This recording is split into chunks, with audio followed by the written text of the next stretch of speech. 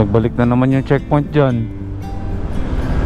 Yung maghihigpit na naman sa atin dito sa Bulacan. Not looking back, eyes on the freeway, Bonnie and Clyde, a classic cliche. We're on the run, this is what we waited for. Oh yeah. Parang ito talaga yung pinaka-perfect na motor. Stop muna. At ito yung delivery natin na inaantay. Magandang hapon mga first timers. Nalitinan ako sa shop.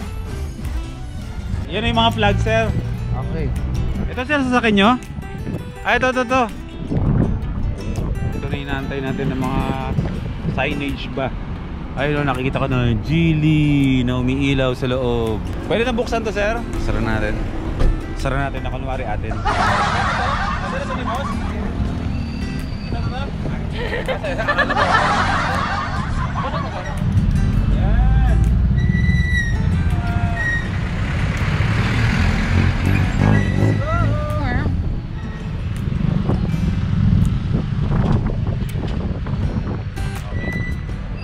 Ayan na, yung sinasabi ko. Ito yung nilalagay dyan.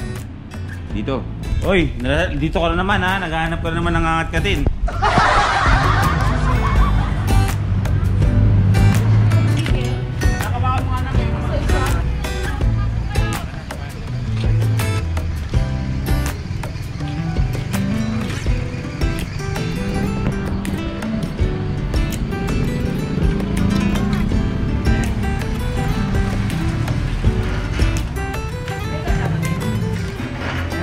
Para sa mga dealers na first time auto at Geely. Ayan. Para magkaroon kayo ng ganito. Ganda. Ito, puro Geely rin yan. Ito yung mga, okay, hiwa-hiwalay pala to, no? Kung saan mo ilalagay? Magkapalitan ng kulay. Oo. Yan yung mga wall stickers na Geely para sa pagpapaganda ng ating shop. Ilang hooks ang binigay? Ito yung mga hooks na ilalagay natin para dito. At least ngayon, tapos na ang pag-aantay natin. Dahil ang aking kapatid ay gustong-gusto na talagang ikabit yung mga helmets dyan. Siyempre, para maganda na ba yung shop natin. Para makapag-display na tayo ng mga boxes dun. Mga top box. Si Geely helmets na ilaw dito. May isa dyan, may isa dito. Tapos sa stickers, kayo na bahala kung saan. Ito yung sa ilalim ng Geely. Sa ilalim ng logo yan. Dito yan. Ganyan, nakaganyan. Diba? At sa mga dealers naman na bago, ay syempre sa una, ay meron kayong perks, diba? Pag lagi na kayong umu-order, ay meron kayong perks na mas malaki. Pero pag kayo ay dealer na unang umorder, ay syempre, meron kayong kasamang flag. Diba? Bibigyan namin kayo ng flag para ito ang wawagayway sa labas ng inyong mga shop. At kung kayo naman ay suki at palaging umu-order ng Geely helmet sa first time moto dahil dealer na kayo sa lugar nyo, ito yun. Tulad nga nito na kung saan ito ay ilalagay ninyo sa shop nyo para dagdag ganda, di ba? Ilalagay niyo yan sa taas ng mga display ng Geely helmets. Sa nito, ito nagniningning siya sa gabi. Para ba sa mga suki at masisipag umorder ng Geely helmet sa first time moto. Kaya PM na sa first time moto and maging dealer ka sa inyong lugar. Alright. Di ba? Kaso walang Ang ganda. Wala dyan yan Ay, DreamWorks. Ay, Pag marami tayong sobra men, ibababa mo? Ha? Yung mga yan? Ganda yan, no? Lahat yan, didikitan natin dito. So, hayaan lang natin ang kapatid ko ang gumawa dyan. Alam niyo na yan. Sabi nga ni Biyahe with Ken. Ano sabi ni Biyahe with Ken? Leave it to the professionals. So, leave me alone, sabi niya. Leave me alone because I'm not a professional. Uy, si Biyahe with Ken, dadating ngayong January dito. Makakasama na rin siya sa anniversary ng first time moto. Shoutout Biyahe with Ken. May mga nag-aantay sa'yo dito ng mga sponsors. Gagawin kang ambassador ng Haplos Bulacan. Nilakad na kita, bro. Ganda. Naging sosyalin na yung wall natin. Mamaya makikita niyo yung kabuuan niyan. Pero itong mga ilaw ay nag-decide kami na wag ko nang pakialaman. Pakialamero kasi ako eh. So, let's leave it to the professionals bukas. Yung mga electrician talaga maglalagay ng ilaw na yun na Geely sa mga walls, and then magpapadagdag pa kami dito ng ilaw na dagdag pa para mas maliwanag, kasi sa dami ng ilaw meron dito kulang pa yan. Kapag nandun ka sa labas, pag tinignan mo yung loob ng shop, dim pa rin siya, hindi siya ganun ka ayan men, tapos ibaba mo na lang, hindi siya ganun kaliwanag. Ha? Nakaano ko sa TV. Okay lang. Oh, patawin mo hanggang TV? Sige. Hindi, hanggang sa kabila, lalim lang. Tapos dito mo na bawian sa ilalim. Pababa. Napaabot niya ako ng alcohol. Baka may mga unwanted bacteria dito. Ew. Madalas naman sumasakit ang ulo talaga sa akin ng mga naghahatid, mga Shopee, Lazada. Sumasakit ang ulo niya sa akin kasi hirap na hirap silang hagilapin. Si Boy first time. Lalo na't ngayon lumipat na yung shop, ay lahat ng mga deliveries namin, mga ganito, ay pupunta doon sa dating shop. Mali ko din kasi hindi ko nalagyan ng first time moto transferred to a bigger and beautiful place. Hindi ko nalagyan doon, kaya nagkakamali. Tapos nung parang kagabi ko lang yata in-update yung mga Google Maps na ni-relocate ko yung first time moto main. So pag chinek nyo yun sa mapa, sa Google Maps or sa Waze, pag tinype nyo yung first time moto main, ay talagang dito na kayo tuturo sa Giginto, sa harap ng DB Mart. So kahapon, nag-attempt na i-deliver to sa akin ng Lazada, pero nag-fail kasi nga hindi nga ako makagilap. Pumunta rin siya sa bahay, wala ako. Wala naman akong iniwan na pambayad doon. So ito naman ay libre. Yung mga wala pambayad, di ba nak, no? Ang daming deliveries na hindi ako nakakapag-iwan ng pambayad. Pabalik-balik sila. So ito ay, alam ko na to, ito ay galing sa Akaso official store from Longhua District, Heping Road, A20 Building, Longjun Industrial Park, Xianxian, in China. Oh my God, galing China. Ayan. So ito ay Akaso, diba? So ano ang Akaso? Ito yung kapag may ginawa kang kabalbalan, yun yung meron kang Akaso. Hindi, camera to. Okay? Action cam na pwede na rin para sa mga starters mag-vlog.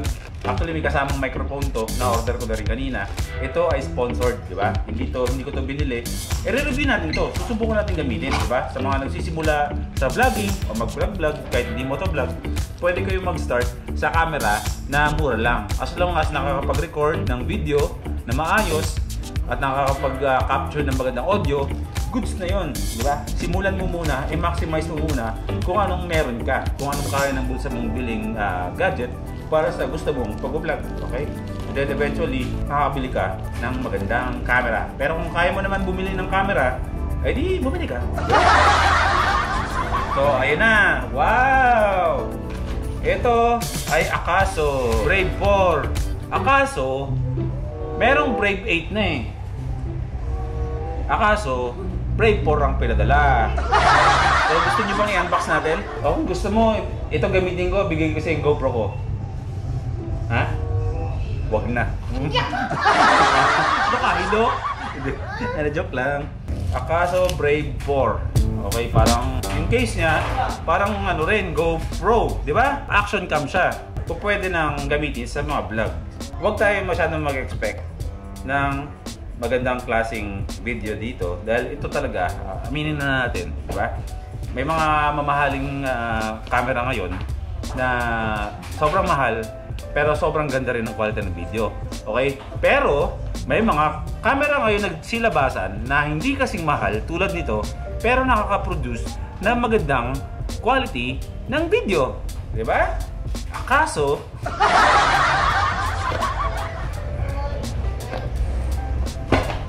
ayan. So, same as the GoPro na ganyan yung setup niya. Nakapatong sa taas. Tanggalin lang natin. Yan. So, mamaya na yan. Natin kung anong meron mga ano dito, mga anik-anik, di ba? So, warranty card.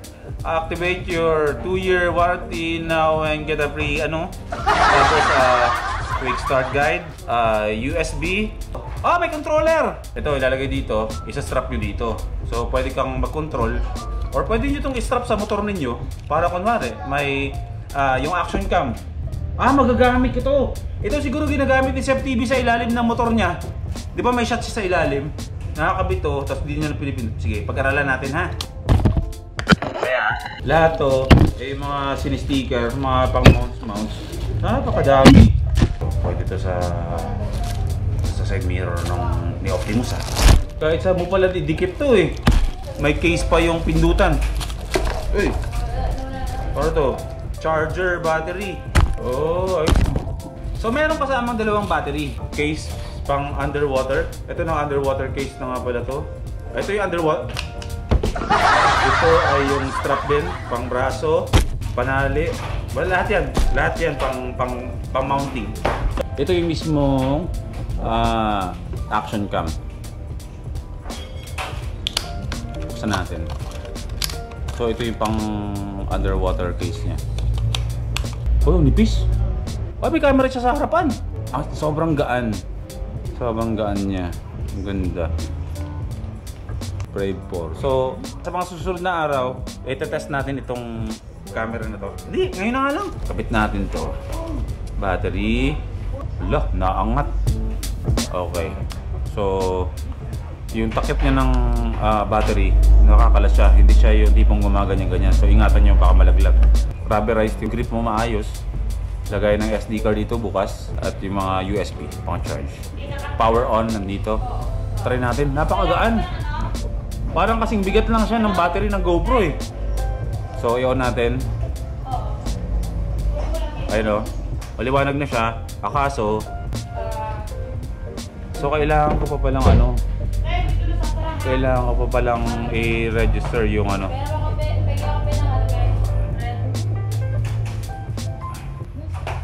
parang ang alog. So, ayan. Testing natin itong camera na to. Siguro mas maganda to kapag naka-grip talaga to, naka-mount to para medyo may iwasan yung alog niya, no? Nagsasabi lang tayo ng to dito na medyo yung stabilization niya is hindi gaano.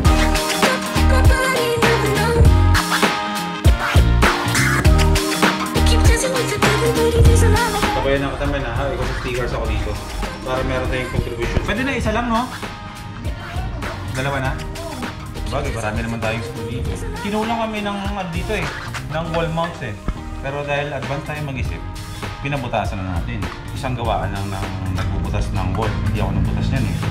Kasi pag ako gumawa niyan, sigurado, sablay yan, sabi-sabingin yan. Hindi naman tayo engineer eh, tulad ni Ken. Diba? Si Ken. Maraming alam yung kaibigan si Ken.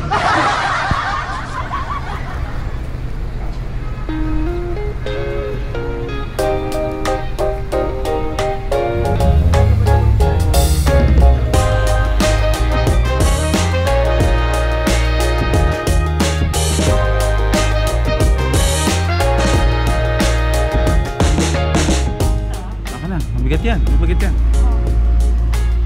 Ibagayway mo yan. Salamat sa mga customers today. Yes.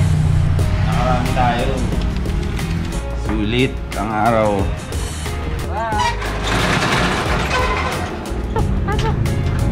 Ano yung meeting? Yun, makapagluto na ako. Makapagluto na tayo. Butayin lang malakas.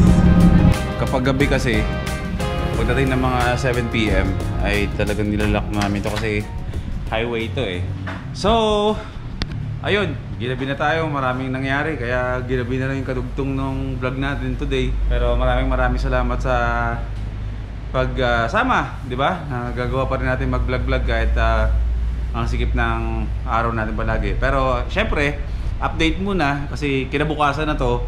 Nung pinanood nyo, itong pinapanood nyo, tumawid na ito ng gabi. Kinabukasan na itong kadugtong. So, ito na yung update sa ginawa natin na pag-aayos ng shop natin. Naikabit na yung lahat ng mga stickers. Nailagay na natin yung logo ng Geely dyan. And sa mga sulok-sulok ay, ayan na, yan na yung natin, design ng shop. Di ba? Tapos, andito na rin yung mga top box na dumating. Nag-display tayo dyan. Pero meron tayo dun sa stock room natin. Dami yan. And then, ayan. Alaki na lang pinagkaiba ng, ano no, ng shop no. Simula nung nabihisan talaga siya. Tapos, pati dito, ay nilagyan na yan ng mga stickers. Tapos dito, may mga heart na kasi pasalubong gawa ni Prisha yan. Pasalubong na kasi sa Valentine. Tapos dito bukas, dadagdag tayo ng panibagong ilaw dito para mailawan naman yung dito yung mga jerseys natin at mga DC Monorack. And then, ayan, pati yung pintuan ay may Geely na rin. Ayan. So, dito ko na tatapusin yung vlog natin. Kailangan nyo na rin magpahinga. Anong oras na? 8:30 na pala. Magkita tayo ulit bukas sa vlog natin. So medyo ngayon nga, pag-usapan natin konti. Medyo nagiging tumataas na naman yung alert natin sa mga, alam nyo na, tumataas na naman yung mga cases. So kami ay nagde-decide na rin kung itutuloy ba namin ang opening sa 23. At syempre sa pag-iingat din, siguro baka sabi nga namin baka hindi na muna tignan natin kung lumuwag, di ba? Kung good news ang mangyari bago mag 23, why not? Pero kung hindi pa rin, ay siguro may special na video akong gagawin para sa inyo kung paano nagsimula talaga kami dito. Kumbaga, meron akong gagawing special na video. Kwento yon ng first time moto kung paano namin sinimulan ang lahat ng ito. Kaya, ayan, ito na yung shop natin. Kahit pa paano, ay nakaraos na tayo. Konting mga installations na talaga. And then, good na. Perfect na tong shop natin. Tapos na. So, ayan, maraming salamat sa mga customers na pumunta ngayon. Ang dami nyo. So, bukas, panibagong vlog na naman tayo. Okay? Baka may biyahe tayo bukas. So, magpahinga na tayo. Alam ko makapagod kayo. At bawi tayo ng lakas para bukas ay may panibagong lakas na naman tayo. Siyempre, ito yung mga masisipag, di ba? Pahinga lang, tapos bukas balap na naman. So, maraming salamat sa pagsubaybay, sa pagnood ng vlog natin today. Ayan, yan ang ganap ko ngayong araw na to. Good night sa lahat, magpahinga na kayo, magpapahinga na rin kami. At magkita tayo ulit bukas sa susunod na vlog. Shout out Biyahe with Ken. Babalik siya ng Luzon. Asahan nyo, buo ang Hampas Lubers. Wala dito sa First Time Moto. Good night sa inyong lahat. Sabi na rin yung tagline na ng First Time Moto. Sa First Time Moto, ubos ang budget nyo.